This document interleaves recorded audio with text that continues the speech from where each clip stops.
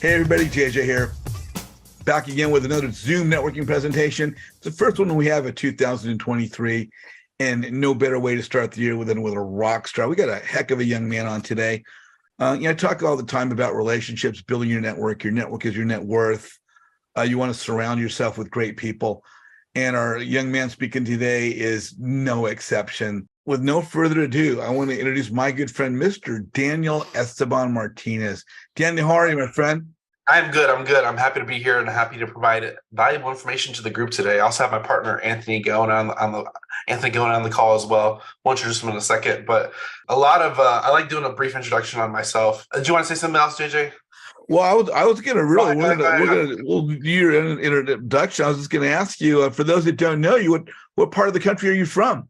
So I actually live here in Southern California. I live between San Diego and LA, and I am not an investor here though. I invest in Texas only and Florida at the moment. So I invest out of state. We do land, and we have a CRM business, which we'll talk a little bit about both, mostly about land, but we'll talk about the CRM business that we have, which I'm keen that Michael Rabin, he says he's a CRM builder right there. So I'm like, hey, I am too. That's what I do too. So it's kind of cool. And having people correlate in the group like that. So I appreciate everybody coming out and sharing your time with me. We appreciate, like I said, I hope you find value today, and that's what we're here for. Yeah, I love your logo because it obviously it emulates the brain and thinking, and you'll have to tell us about Hive Mind today when we get Anthony on. But speaking about Michael Rabin, great young man, 16 years old. Look forward to introducing him to you. But as you were saying, you've got an intro, so let us have it, brother. What's your intro? So for everyone who doesn't know, I used to be the reason why I use Daniel Esteban Martinez is because Daniel Martinez is a very popular name. So I need to differentiate myself from everybody else out there. So I like using my middle name. For everyone who doesn't know, I used to be a truck driver about 5 years ago. Me and Anthony actually started real estate investing about 4 years ago, and we've really come a long way in the real estate space. And it's been a very interesting journey for us. But I used to be a truck driver. I used to load trucks, a forklift operator. And then I started my first business when I was 25. So my first business was a trucking company because I had a CDL, started a trucking company, did that for 2 years, ended up pivoting into real estate. And real estate's been my whole jam. I started doing houses, and it was a bad experience for me. And then I met Anthony, and we kind of both took the same course, and we ended up learning about land. And then we've been doing land ever since. But in the midst of that, I've started a CRM company, which is a business automation platform. We do a lot of texting. I think we sent over 1 million texts in the fourth quarter last year between all my clients. It was like 1.3 million texts. It was a lot in the fourth quarter alone? Yeah, in the fourth quarter alone. Oh my gosh. So my platform is an automation platform to help you build and nurture your list through automation. So texting, emailing, cold calling, there's a dialer included, website builder. We use it for our own business as well. We use texting and PPC as our main lead generators for what we use for real estate directly. And then we just been doing that. We started HiveMind about it'll be 2 years in February. 2 years next month is when we launched that. And like I said, we're really new to the space, but we kind of delved on a lot of different paths in the 4 years since I've been an entrepreneur, and in the 5 years I've been an entrepreneur, and 4 years in real estate. It's been very, very interesting, and a lot of creative journeys, and we learned a lot as a whole. Daniel, let me ask you, you've talked about what you're doing now. Let me ask, were you always into real estate? Is this something, well, you talked about trucking. So did you ever have the inkling of how did you get into real estate? How did that transition come about? It was out of necessity. When I was running my trucking company, I was just literally spinning my wheels, burning a lot of dollars. The profit margin wasn't there. In 2 years, I generated over $550,000 in revenue, and I never even saw a lot of that money. It just went straight through my fingers. If anybody's running a business with high expenses, it just runs straight through your fingers.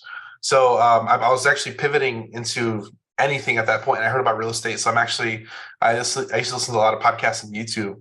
So I listened to a lot of podcasts on YouTube, learned about wholesaling, bought a course, and that's where I met Anthony. And then we kind of delved down that real estate course, land investing type of niche. I've been in real estate for 4 years now. This show is sponsored by HiveMind CRM. It is more than just a CRM. It is a real estate and business mastermind that comes with an all-in-one CRM. You can have unlimited websites and users. You can call, text, RVM, and email all in one user interface. And you can set up custom automations for any type and multiple businesses. 65% of companies start using a CRM system within the first 5 years of business. Once implemented, the HiveMind will save you on marketing, give you more time, and make more money. One of our users had his first $100,000 month using our system in June. We want to see you automate and accelerate your business. Text us at 210-972-1842 for future meetings, and of course to get our $1 course on how to make more than 6 figures on one land deal. You can schedule your free demo today at hivemindcrm.io. How about I bring Anthony on? We'll talk a little bit about what you guys are doing and how you guys met. Is that okay? Yeah, that's fine. Lance, what's your question? You're on with Daniel and Anthony. Hey, man. How's it going, guys? Question is, what kind of land do you invest in? Oh, okay. Yeah, we invest in rural and vacant land. We'll kind of jump down that path of different types of land we invest in. That's a good question. Like I said, we're going to jump down the land investing thing in a second. If that's all right with you. Yeah, no problem. A little premature. Lance, great question. We're gonna get to your answer. We're gonna have these guys tell us a little bit about how they got going, and we're gonna definitely get to your question. Okay? Yeah, I got you. I promise I won't forget. Okay. Thanks a lot, Lance. We do a lot of texting to cold lists. We do PPC marketing, which is Google and Facebook ads, to generate the people that want to sell. We mostly do Texas, but we do look at land in other areas. Well, let me ask you. You're getting what you're doing. How did you and Anthony meet? How did you guys become a team? Let's talk about that for a second. We took the same course. We took the same wholesale course from Jalen White. If anybody's been around in the real estate game for 5 years or so, they might sound familiar. But Jalen White was about he was about 17 years old when he launched his course. So I took a 17-year-old wholesale course, and me and Anthony took it at the same time within like 2 weeks of each other, and that's how we met. And then I started doing houses. I think he started doing houses at first too. And then we both ended up delving into land, and that's how we networked together. Well, you know what? We got Anthony on with us now. All three of us are on the same screen. Anthony, how you doing, brother? Hey, pretty good, man. Yeah, thanks for having us on. Hey, no, it's a pleasure. I got a chance to meet Daniel personally, and he spoke about the two of you guys, what you're doing. So give us a little bit of background on yourself. What did you do before real estate, Anthony? I have a construction background, man. So I started working with my dad. He had a construction company when I was 12 years old. So summers, spring breaks, all that stuff. That's all I did. Is I just like remodeled apartment complexes, that kind of stuff. But with my dad's company, it was always either feast or famine, right? So we either had too much work or not enough. So I've always been in the marketing space. I was always trying to find a way for us to get more business for my dad's company, so we didn't starve to death. And that was door knocking, whatever else I could find out. Eventually that evolved into online marketing, like digital marketing. And I was actually in a good space. I was looking to build a house for my own family. And I got on YouTube and I said, how do you buy land for cheap, right? So I can find a place to build a house. And I realized that people were doing lead generation for real estate and then just wholesaling the leads off. And I was like, oh man. So I had a very successful construction company. I immediately shut that down, and then I went full-time into real estate. And now I use my marketing superpowers for the real estate world. How long ago did you guys meet? You guys been doing this 6 weeks, 2 years, 4 years? How long ago did you guys connect? About 4 years ago. So we met in that group where we both joined that mastermind. It was like a $500 buy-in for this kids mastermind. And I noticed that everybody in there was talking about wholesaling houses, and Daniel and myself were the only ones that would ever ask if anybody was doing land. And so we just connected offline and we just started networking, and we stayed there. I noticed that he was a lot better at numbers than me. So if I had to run comps, I could be like driving for dollars, and I could just text him and say, hey, can you check these numbers for me real quick? And he would send me back comps like within seconds. And I was like, man, this guy's good. So we just stayed networking that way. And then I guess over time, he found out that I was pretty good on the phone. So he would send me his information like, hey, can you call this buyer and see what you could do, or seller? And so we just like started leveraging each other's superpowers, and it turned out to just be a good fit, good connection. And now we grew it to what it is today. Cool. Well, now I'm going to leave it to you guys. It's sort of, I want to introduce you as well, Anthony. So Deanna, want you and Anthony, however you guys want to do it. Tell us a little bit about what you guys created and how that came about. Yeah. So I kind of start off with, I'll kind of pivot back to the CRM. So CRM, we really wanted to find a way to like help a lot of clients like automate their business, because me and Anthony, when we first started doing this, like we struggled. Like for everybody that uses Podio, it's a pain in the butt and it's really hard to use and maneuver and manipulate. And me being a partial techie, I'm not like 100% techie that fell off the deep end yet. I'm like right on the edge. So I struggled with Podio myself. So I found the opportunity to start HiveMind, and we've me and Anthony were like, okay, let's do a mastermind around this too, because we really wanted to help people kind of like Sub2 does and Pace and build a community. So we started HiveMind about 2 years ago, and we've had literally, it's under 2 years, we've had 16 clients hit 6-figure months. And we'll make our first like 2 millionaires probably pretty soon, just using our product and service. So it's been really cool and interesting to see people accelerate their business. I think we literally had a client in Texas yesterday. He found a deal and assigned it all on the same day using our texting platform, and that was yesterday. So it's really cool to like help people accelerate their business and use different products and are pretty much the tools and services we provide to accelerate their business and really take it to the next level. Because most people they're usually using Podio, which they struggle with, or they're using pen and paper. So if you're stuck in that space of like and a rock and a hard place, you need something else to kind of take it to the next level. That's all HiveMind is. And we kind of built that brand of HiveMind. So we have HiveMind CRM, the Hive with Us podcast, we have our own podcast. One of the big reasons why we started a podcast was producing education, because I'm a product of it. So I told Anthony we need to start our own podcast just to produce and release education back in the marketplace again, to help nurture and build up people again, because that was our real goal when we first started this thing. So we launched our podcast a year ago, September. We have like 319 episodes out right now. And then we're just going hard. We have our YouTube channel. With like over 1,000 videos on YouTube. We've just been producing a lot of content in general. That's why we don't mind doing calls like this all the time, because it's more of introducing people to whether automate their business and accelerate their business to the next level, or get them into the land game, because the land game, which we'll kind of hop into now, has really changed the way we look at real estate as a whole. And for everybody else that does a lot of any type of other real estate, me and Anthony might be biased, but we think land is the best space to be in real estate, and we'll kind of explain why here. So I always start off with this story. The reason why we like land is land doesn't cash flow. It doesn't. There's no inherent attachment to it. Whenever people inherit it, it's usually owned free and clear, and it gives us opportunity to create win-win scenarios. So land it's such a unique space. There's more land than houses in the United States, so it kind of creates a overabundance of opportunity. I always like bringing up this deal early on, because this is a deal we did about a year and a half ago when we first started partnering on like our real estate and CRM business. So we had a deal come in, and this is how land doesn't cash flow, and there's opportunity in it. We had a seller come in. The lot he had a vacant lot, $35,000. It was worth about $35,000. He's like, I want 15 for it. He's already 50 cents on the dollar. That's a regular wholesale spread for houses is 50 cents on the dollar, and you sell it for whatever, right? So Anthony is like, he's on the phone with him. He's like, I want $15,000. And Anthony's like, I'll give you 8. He's like, no, I need 15. I'll give you 8. So they're going back and forth, and then it didn't end up working out. So he's like, you know what? Forget it. 90 days passes by. He calls back. Hey, I'm following up. I heard you wanted to buy my lot. Are you still interested? He's like, yeah, of course I'm interested. Let me look into it. He's like, how much you want for it? He's like, I want 15. And Anthony's like, no. I remember you. I told you 8 last time. It's still 8.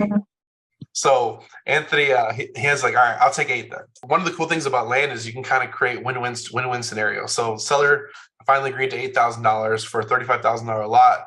What do we do with it? We put it on Facebook Marketplace for $8,000 down, $500 a month for 10 years. Boom, we create cash flow.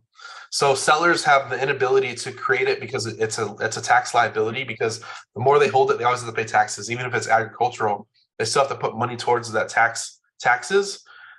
But we can turn it into cash flow by seller financing, which everybody here is mostly part of Sub2. You understand creative finance and subject to. That's all we do just in the land space, and we create financing abilities to turn this into long-term cash flow. So like most people that own rentals, they usually cash flow $300 to $700 per rental. We're able to cash flow $500 on this little $35,000 vacant lot for 10 years with no capital into the deal. And that's the type of deals we're doing now. So we kind of fell into this land space and understood how to create income and cash flow, which we've just accelerated our deal flow into larger deals, because there's a lot of land investors out there that teach you how to do this on small scale, but small scale, smaller deals. The average wholesale spread on houses is $10,000. With land, we've been able to create multiple six-figure checks just on land, not improving nothing, no tenants, no toilets, no vacancies, no evictions. We're not dealing with none of that. And we're creating cash flow or creating large spreads, or sometimes both. Wow. Without having to deal with tenants or repairs or nothing. We do a lot of this virtually. Like I said, I don't even live in Texas. Anthony's the belly to belly person. He'll go out and shake hands with the sellers, but a lot of the stuff we do virtually. Like we bought 9 acres in Florida. A wholesaler brought it to us. We gave him 10 grand, and we're looking to make like 80 on it in like 60 days. And it's something we take over sub 2.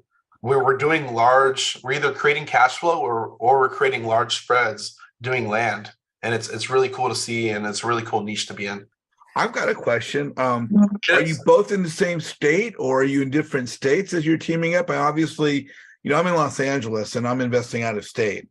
And as you mentioned earlier, you being in Southern California, investing out of state, and you guys met through a course you attended. Was that in Southern California? You're both from Southern California. Was that course in another state, and you're both from other states, or where are you located, Anthony? I'm in San Antonio, Texas. Fantastic. Okay, and obviously you guys are doing deals outside of Texas and outside of California, all around the country.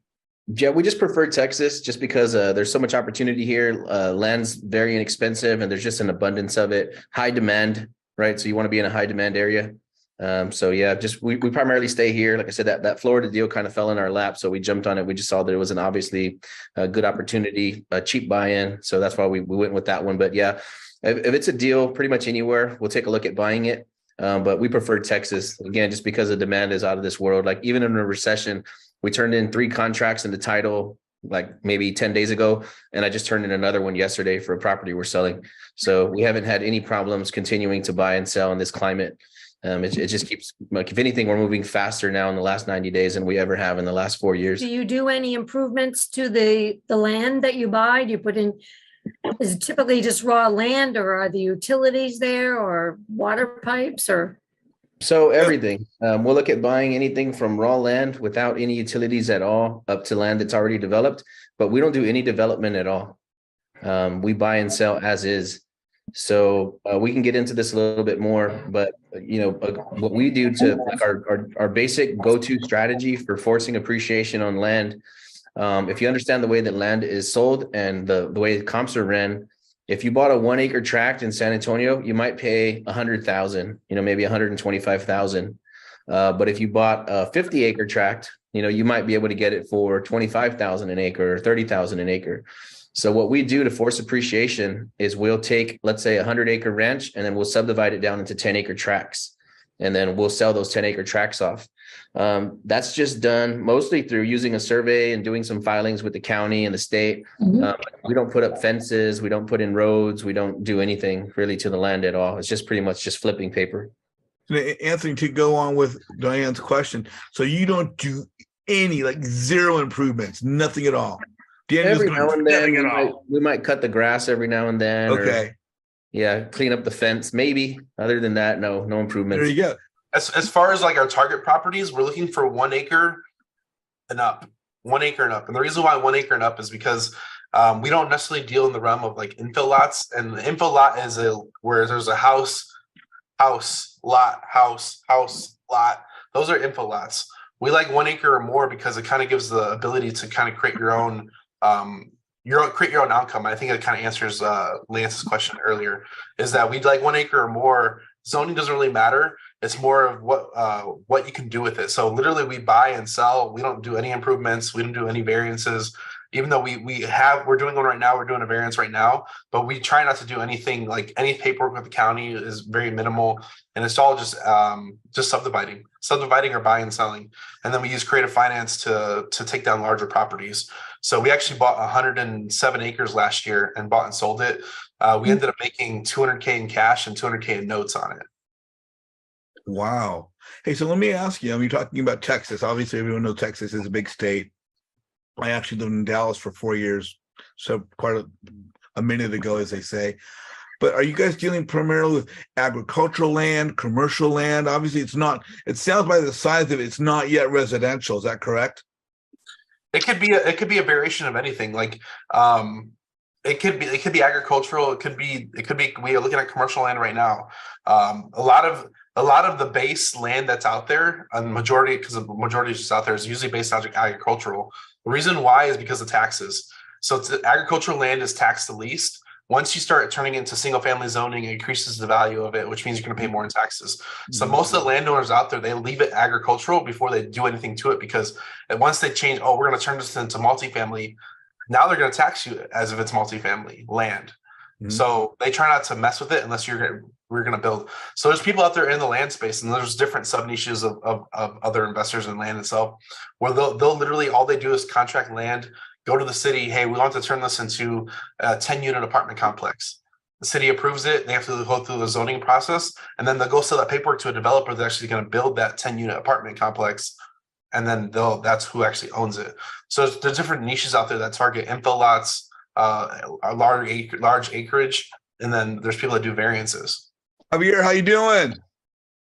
Good. How's everyone doing? Good to see you again, my friend. Hey, you're on with Daniel and Anthony. What's your question? Yeah, I just wanted to know if you guys do any like density requirements or any types of percolation tests to improve the value of the lands before you sell it. We don't do any of that. Like I said, our literally what we do is we contract good deals and then we sell them either creatively through creative finance. And we do this with MLS properties too. Most of the problems with MLS properties is that they all want cash. And everybody, if you've been listening to Pace, I'm sure everybody hears, everybody wants cash, everybody wants cash, everybody wants cash. If you can create a creative finance opportunity to offer creative financing and rewrap that property, that's a win-win. That's a win-win opportunity every time. So we're literally using the same creative strategies that Pace teaches, just with land, 100%. So now let me ask a question for Javier. I've got a friend of mine that's done long-time development. Are you talking about density and how that land might hold water kind of a thing? Javier, is that what you're referring to? Not necessarily. I mean, I was with a client earlier. That's why I just jumped on. I didn't get to listen to the presentation and whatnot, but I'm asking in regards to like acquiring buildable land. That way you can build on it, single family, multifamily, and pretty much everything. So I'll tell you, Javier, what you're thinking about probably is a little bit more pertinent to single family homes, right? So we see that a lot. Like we have a lot of partners in Florida. So if you're dealing with an infill lot where you got house, blank space, house, you want to make sure that land can hold a septic, that the ground percolates and that kind of stuff. In our case, where we're buying 50 acres or 100 acres, we're going to sell a 10-acre tract, so we're really not concerned with what the soil is going to do or anything like that. We just sell them as is, and the people buy them. They might build a house, they might not. Sometimes they just want to store their equipment, that kinds of stuff. So there's a lot more use case for a 10-acre tract or a 50-acre tract than there is for a quarter-acre infill lot in the city. And we typically avoid those. I think I've probably done 1 or 2 infill lots in 4 years. Have you guys ever bought a big piece of land that had an easement on it? Like you bought it and there was already an easement there? What type of easement? Because you have you have pipeline easements, you have like gas, electric, water, access. Any of them. Have you acquired properties that had easements? Yeah, we bought 123 acres in Commerce, Texas. We've got it for $140,000, and we immediately listed on market for $499, and we hope that one closes here like in the next 10 days or something. But that one has a big giant gas line easement running like from west to east across almost the whole front of the property. Mm-hmm. Wow. Mm-hmm. Okay. Wow. Okay. Javier's answer your question? Yes, sir. Thank you. All right. Hey, good to see you, my friend. Mr. Jose Perdomo, you're on, brother, with Anthony and Danny. What's your question? Hey, how do you guys do like any type of land deal, or how do you determine like what's a good land deal? And I would say just if it's unrestricted, those are probably going to be your best bet, right? Once you get into commercial, that kind of stuff, it starts to go by the square foot. You have a lot more, challenges, like depending on like zoning with the city and all that. So we look specifically for like unrestricted land, typically agricultural, outside of the city limits. That's the easiest low hanging fruit. And that's the land that people are willing to part with for nothing. Like right now, we just got a contract on some land up by Dallas. It's about an hour from Dallas. But we've got 330 acres for like 337, right? In an area where stuff's going for 5,000 to 7,000 an acre. So yeah, that easily, like on just a deal like that, dirt in the middle of nowhere, might be like $1 million hit. Okay, thank you. One thing I want to address too, as far as like our target area, we're looking for 1 acre or more within 60 minutes to the city, and then there's variations of this that we don't like desert squares. If you go to the middle of Phoenix, Arizona, there's gonna be like all these little desert squares. We don't have nothing to do with those. We like operating where people want to buy, and usually people are willing to travel within 60 minutes of a city. So I think about this: anybody that lives in the city or near a city. Why do you live near the city within a certain range? Because you can commute there for airport travel, for events, and all the other things that the city advantages have, right? So it's the same reason where we like land. 60 minutes within an airport or major city, and that's kind of sweet spot where people are willing to travel to live on their own space. Bobby, you're on with Daniel and Anthony. What's your question? Awesome. Thanks for having me. I just got off work and I kind of hopped on some of this. I kind of have a two-part question. I'm still kind of fresh in the game for creative financing, trying to raise capital. What was like the first piece of land that you guys did? Like how much went into that? I'll tell you one of our most notable deals. I think it's probably one of our first land deals, if not the first. It was 46 acres in a place called Grandview, Texas. It's like 40 minutes south of Fort Worth. So what we negotiated a creative deal with her. We negotiated $10,000 down. She wanted $225 for the tract. So we told her we would probably do a subdivide and give her 100% of the proceeds as we sold it. So we gave her $10,000 down. We took title to the property with a vendor's lien for her, and we listed it on MLS. And the neighbor bought it immediately for $330. Oh, nice. So, yeah, we're $10,000 out of pocket on that property, and I think we cleared like $85,000. So did you guys already have that capital, or did you get like a private money lender to do that? Yeah, we had the capital on hand. Typically with land, if you do need private capital and you're in Texas, we can help with that. But on a lot of these deals, like right now, while we were starting this call, we got a lead on a deal where a guy's getting an acre and a half for $40,000. So before the call even started, I already threw it on Facebook Marketplace for $40,000 down. Right. Huh. So a lot of times, if you concentrate on those outskirts pieces of land, a lot of times you can fund the deal with the end buyer's down payment on the seller finance and then sell it on a wrap. So you don't even need capital really in the land game. And if you have a deal that's so good that it requires capital, then we can back you on that. Cool. I guess I have a third part to my question, if you guys are cool with that before I run. Yeah, please. I was bouncing around because I'm in sub 2 now, so I'm always looking on different ways, and I found a piece of property in town. It's one of those sublots kind of to where it's not a full acre, it's in between some houses. Well, it's I live up in Northern California, so they're farther away than just like a half acre or so. But I found it because they're behind on taxes, and it's like a 70-year-old woman. And if I did some kind of a creative finance where I just took it over from from the tax liens or whatever, it would, even though it's going against your guys' in between housing lots, would you guys still go for something like that? Well, yeah, look at man, everything, man. Yeah, if there's room, so you could do a few things there, depending on what she wants, right? Let's say there's a $10,000 tax lien, right? And let's say she says, "Hey, give me $5,000 and it's yours," right? And maybe she has a mortgage on it still. So you'd give her the $5,000 down, right? And you can buy it subject to that existing tax lien. So you don't pay it off when you take title. As long as you disclose to the end buyer that there's a tax lien in place, you can go ahead and turn around and sell that thing on a wrap. Leave the tax lien in place. Say, hey, there's $10,000 lien on there. I want $20,000 down. You give the lady her $5,000 from the end buyer's $20,000. You put $15,000 in your pocket, and you never cleared the tax lien. Man, that's awesome. Thank you guys. Great question.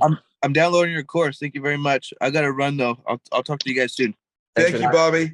Elizabeth, you're on with Daniel and Anthony. What's your question? Hi, everyone. My question was about land. So sometimes the land has like timber on it, and so, or forest or whatever. So the natural, materials on the land, and then you have the mineral rights as well. Have you guys ever had to deal with that or sell that off? Yep. So whenever we come across mineral rights, we typically keep them, whether they're producing or not. I think it's just good just to hang on to them. And then as far as timber goes, we had one deal we were going to do for that. You can use that to fund the deal. Typically the sellers know that it's there, but if they don't care what you do with it, you got to consider a couple of things, right? When's the last time it's been cleared? If the trees, if they're mostly like under 6 inches, it's just considered pulpwood, which goes for like pennies a pound, which would not yield too much. But if you have, mature trees that have been there forever and they're great big round trees, then those bring in a lot more capital. So yeah, you can use that to partially fund the deal if the seller's willing to work with you on that. Or if you can just buy it outright, let's say you can pick it up for 10,000 an acre, and then you get an estimate on that timber, and they might say, hey, yeah, well, we're looking at paying you 4,000 or 5,000 an acre. Well, that might cut your acquisition price of that property in half. But yeah, we haven't had to do it yet, but definitely a lot of potential there too. And for timber, usually it's got to be over 30 years, 40 years. Like it has to have been touched in 40 years or more. Really? Okay. Yeah. Mario, you're on with Daniel and Anthony. What's your question? Hey, Daniel and Anthony, thank you.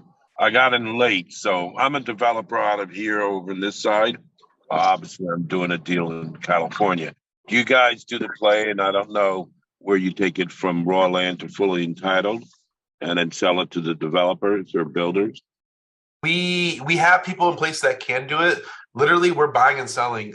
We try and not to do it. We do it. We're lazy. We try to do as little work as possible. We're trying to flip the paper. We're trying to flip the paper just like people flip houses. And it's just flipping seller finance creatively. And that's use our exit strategy. One of the big reasons why I haven't even mentioned this yet, but somebody asked a question about this a little bit later, but where do we find our buyers? The reason why like people that do houses, they have to like create that wholesale spread and kind of sell it to the end buyer who's going to make money too. With land, we sell directly to the retail market, which is why our spreads are so large. We're not taking 2 haircuts. We're only taking we get everything. We get the full lump sum. So usually everybody we're selling to the end buyer every time. So a builder. Yeah, the builder. If we're gonna sell it to the builder. And like I said, we try not to go through the paperwork because going through the county to sell to the builder that's going to build 100 homes, that might take 90 days, 120 days of approval going through the county, and we can flip that lot before even then. We can flip our lot and cash out of that deal within 90 days. Nice. All right. So yeah, it's definitely, I love to exchange information because what we do is the end play. We'll do the 18 months fully entitled. We'll acquire for $500,000, sell it for $6 million 18 months later. Yeah. And then I bring in my private money guys and then we get grant funding. And we're short frame, buy and sell. The 18 months to get paid is a long, we can do 20 deals by then. Right. All right. Yeah, So, I was cool. going to say we're not opposed to it though. A lot of the stuff we're doing is agricultural lands on the outskirts, so there's no sewer present. But Right. right now we're trying to lock up about 78 acres of industrial land, and I believe there's sewer there. So we are going to look at some entitlements on that property and see what we could do on it. And that's the whole key there. If there's city sewer and city electric, city water, all right there, that's ready for that play. But usually when we're dealing outskirts, usually we're dealing with septic. Like city sewer might be 10 miles away, where if you bring city sewer up to that point, it's going to be ridiculous. So it really depends on where the lot is and what we can do with it at its current state, because we're not adding in utilities, we're not adding in a road, we're not adding in a fence, we're not doing any of that.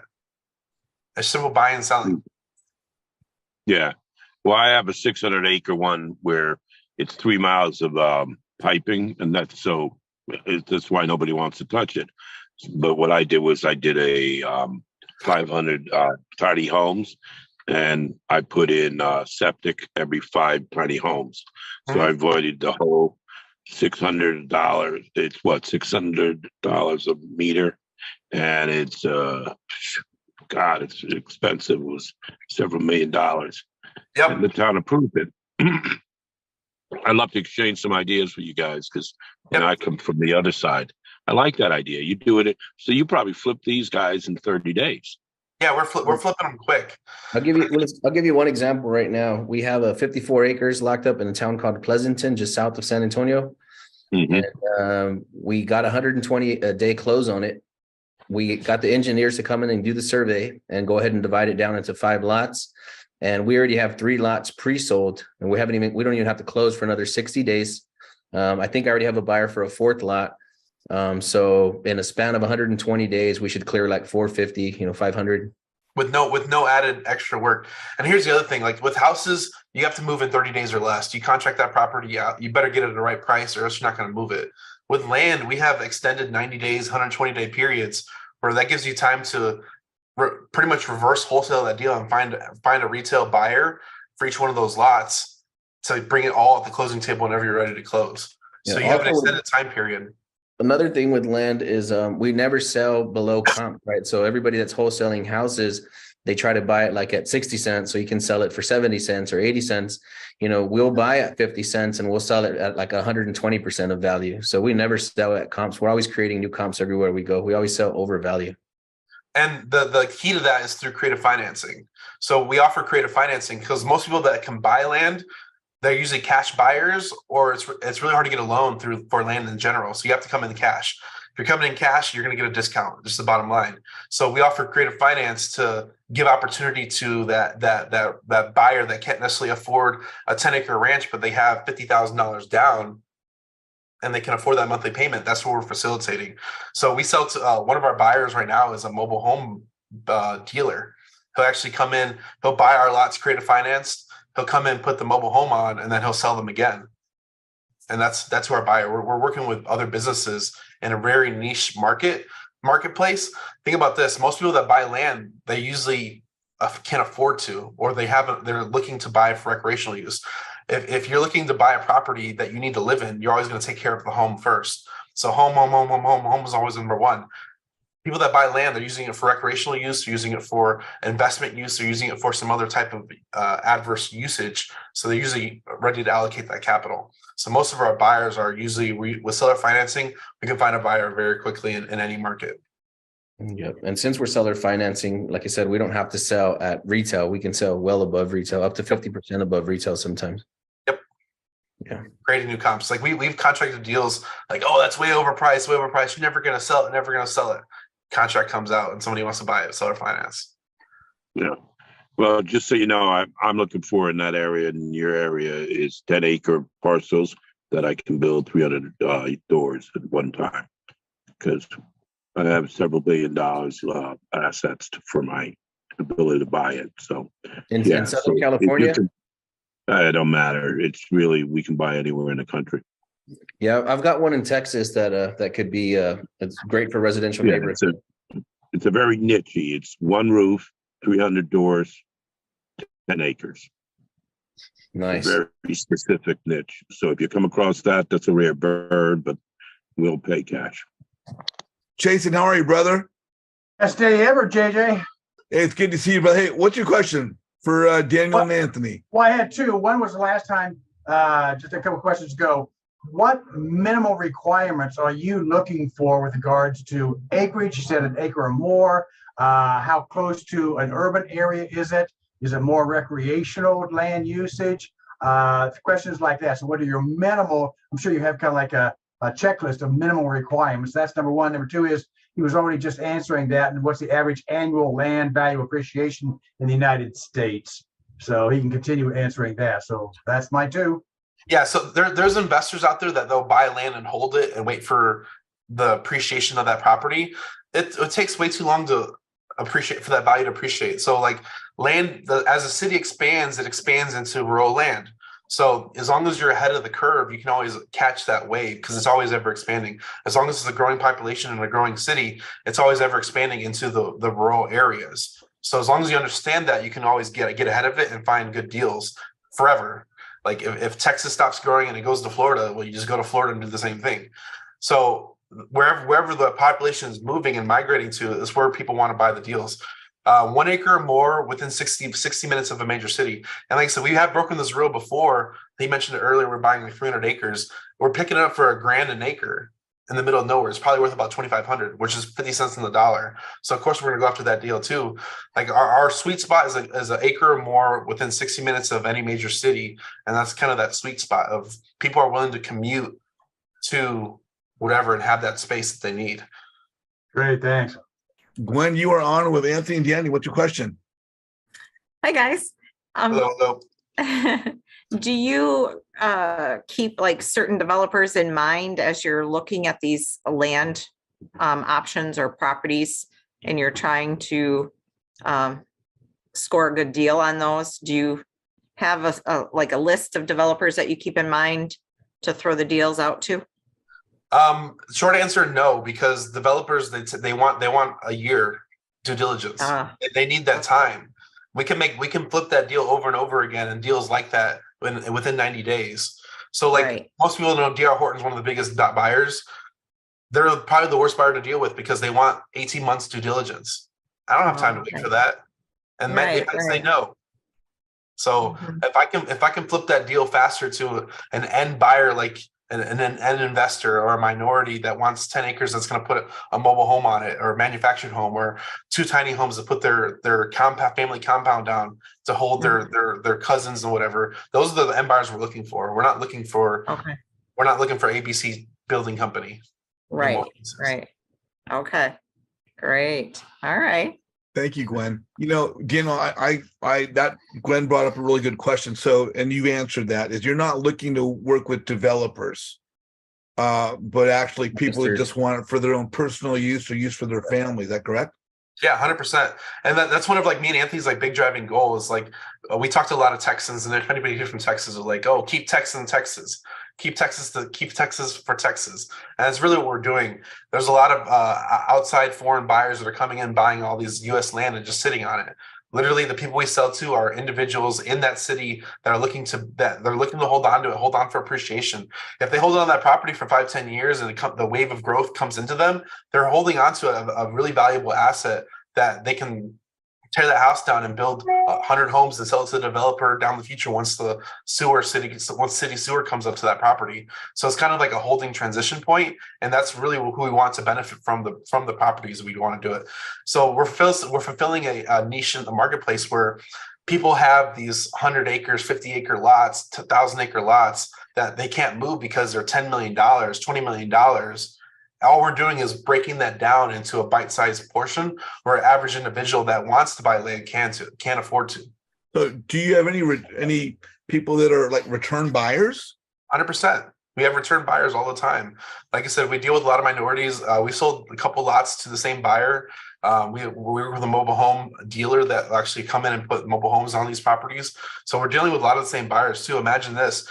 When you wholesale your house, imagine if you had a retail buyer that would buy that same deal over and over again. The reason why land is so vast and opportunistic is because you can make retail spreads on this. Everybody, 6 figures on a land deal. We've probably done that. How many 6-figure land deals have we done, Anthony? A lot, maybe 10. A lot. Yeah, 10 6-figure land deals, and some of those are multi 6 figures. Now we're getting to a space where we're starting to be able to do 300, 500, 900. We're looking at one that's going to produce 1.7 to 2.2. And we're starting to find those more and more in abundance. Where it's not 100,000. Now it's several 100,000 on a single transaction. Yeah. And this is a good thing about our niche too, because if you find the deal, you might make $100K as assignment fee. We're looking to pay out huge fees on this stuff too, because there's more juice to spread around. If you can find us a good deal, literally one of my clients, he found us a deal. It wasn't working that worked out, but he did the front legwork where if it was laying a little bit differently, he might have made 6 figures on it, and it's just doing the front legwork. And there's so much opportunity out there. Like I said, there's more land than houses, 100%. Lance, you are on with Daniel and Anthony. What's your question? Hey guys, I just was curious, being doing the owner finance on the land, is it a similar contract that Pace kind of does, or where if they don't pay for 30 days or 60 days that you get the property back, or how's that work? So we actually convey title whenever we sell or finance. So when you convey title, we're actually acting as the bank. So we have 3 options. We can cash for keys, get the title back. We can refinance the loan and restructure the loan based if they would give us another down payment, or we can foreclose. Those are 3 options for us being in that position as a deed of trust and the bank position. So we have those 3 options to do. Usually the cool thing about this is another reason why we like land. If you sell or finance that deal, it gives you opportunity to redo that same deal over and over again. Whereas houses, if you wholesale that house, it's done and over with. You're never seeing that transaction ever again. It's not coming back to you. Whereas this, you can do that same transaction and re-leverage that over and over again. Have you guys had any examples of that? Or have you taken anything back or had foreclosed on anything? We're still, like I said, we've only been doing this. We've been doing land for 4 years, and we've been doing bigger land deals in the last 2 years. But we've had opportunities may come up in the future. We're like, all right, come back to us. But a lot of these opportunities, like I said, sometimes we sell the note, sometimes we keep it. It really depends on where the property is. But we're just creating notes, man, on the back end. But no, we haven't had to foreclose yet. We haven't had to foreclose on anybody, not yet. So someone messaged me privately. They said, how do we find these? We use text and we use PPC. PPC, Google Ads Marketing. If you're interested in that, we have a program where we can launch that out. And What's PPC? Google Ads. Okay. Google Ads go into a website, and then we text. You can pull a list through data tree, priced, or what's another one? List source, a vacant land, and just skip trace it. Just the same thing you do with houses. Pull a list, skip trace it, and use your marketing strategy. Most people in the land space, they do a lot of direct mail, but texting is the cheapest way. Like I always equate this to like if you can have a conversation for under a quarter, I'm going to do that all day long, because one direct mail piece is going to cost you 50 cents, and they might never call you. And usually you're going to send 7 to 8 mail pieces. Look, what you guys are talking about is mind-blowing. It's exciting. It's crazy. If people want to get in touch with you guys, we talked about social media the other day. I was going to share your Instagram, and I was looking for your YouTube channel. But what's the best way for folks to reach out to you if they want to work with you or get into your coaching or training program or something like that? What's the best way to people to reach you? So if you're actually interested into doing deals like this or learning how to do deals more in depth, we actually do a weekly education call. You can text LAND to 210-972-1842. I'll send you a link to that. We do a lot of the stuff on YouTube. So there's some stuff on education out there like that. We have our Instagram podcast. You can find us literally search HiveMind CRM on any platform. And we provide a lot of education towards the land space and real estate in general. This is your YouTube channel here, correct? Yep. So fantastic. You've got bringing over 1,000 subscribers. It's 1.2. It's 1,200. 1,200. Okay. And you've got a variety of topics. This is great. And then in addition to that, you've got your Instagram. People can follow you on Instagram, and they can follow you on YouTube. Yep. We're projected to do like $1.2 million net in the first quarter of 2023. Wow. Yeah, I would say we're pushing like 10 million under contract, and we actually have a Zoom in 45 minutes for another deal that's 7 million. And then Chasen's got another question here in the chat. Are comps in outlying areas hard to find? No, I don't think so. It just depends how far out you are. But if you're within an hour of the city, it should be a decent amount of them. And if you can't find any comps, then that might tell you that there's not a lot of buyers in that area. So I might shy away from that deal if there's not a lot of buyers out there. And again, if you're going to turn around and sell it on seller finance or on a wrap, comps kind of don't apply. You know, it's good for a rule of thumb.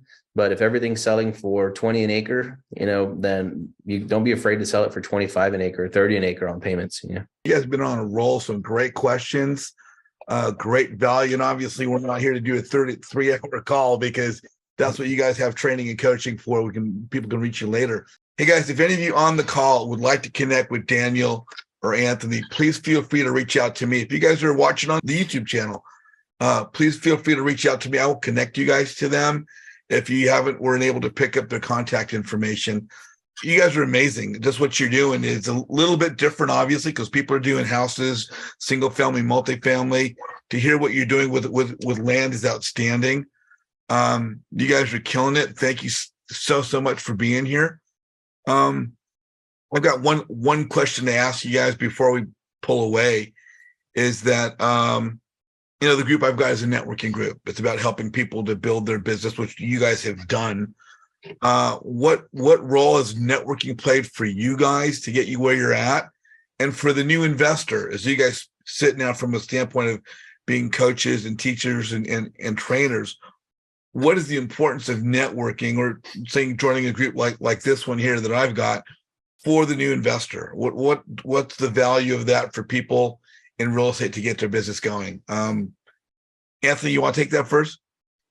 Yep. So I applaud you for what you've put together, and for the people that are in here in this room. First of all, I have a network marketing background, so I think that being a networker and connecting with other people, it allows you to access, for one, information and knowledge, right, that would take you years to gather by yourself.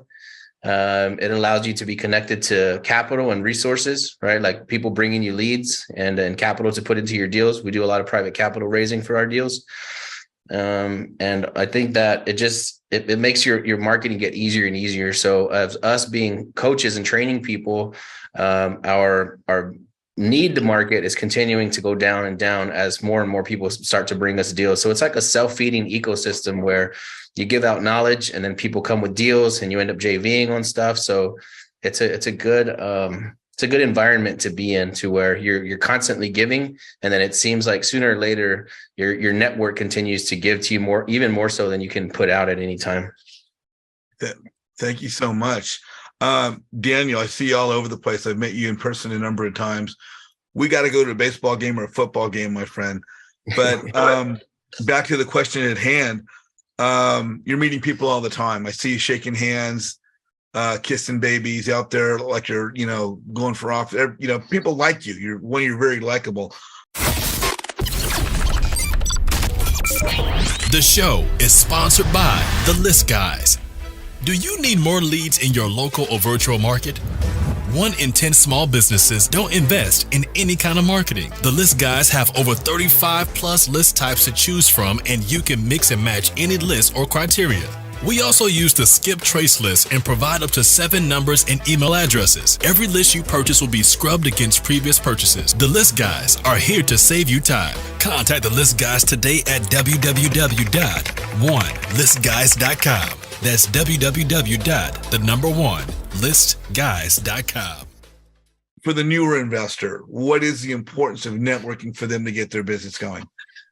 I think it's community is one of the biggest factors that we've leveraged. It's helped us help a lot of people. I think me and Anthony talk about this all the time, is that you need three different types of people in your life. You need mentors, people at the same level of you, so people understand where you're going, and people you can bring up with you. And I think it's really important to share the information you do know, no matter what stage you're at. And it's important to be of a giving mindset, because you don't know whose families you could change. Like, even us recording this Zoom is going to be on YouTube for the next 10, 30 years, and it might change somebody's life 25 years from now. And if you're watching this, I hope it does. So who knows? You don't know the extent of the difference you can make just by being out there and being yourself and being true to yourself. So if you guys are watching this video right now on YouTube, please like the video, and in the comments below on YouTube, please put a comment in there about what you've seen or questions you may happen to ask. And if you guys are on the call right now, don't go away. Like always, we're going to go to the breakout rooms, do some live networking. Hopefully, Daniel and Anthony can stick around for a few minutes so you can be in a breakout room with them. And on behalf of Daniel, hey, Anthony, Daniel, you guys ready to sign off? We'll just say, on behalf of the three of us, I want to thank you guys for being with us today, and look for more from Flipside Up with JJ and more networking. Thanks a lot, guys. Thank you.